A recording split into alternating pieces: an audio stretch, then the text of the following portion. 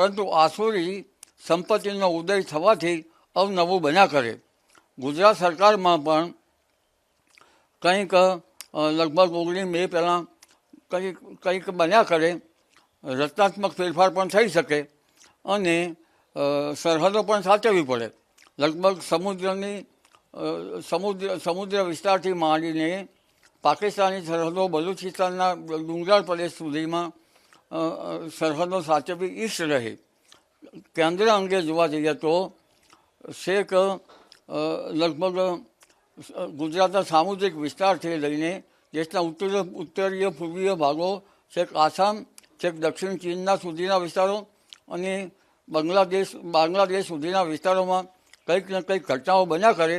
પણ આસુરી સંપત્તિનો ઉદય થવાથી કંઈક અવનવી ઘટનાઓ બનવાની સંકેત ગ્રહો આપી રહ્યા છે.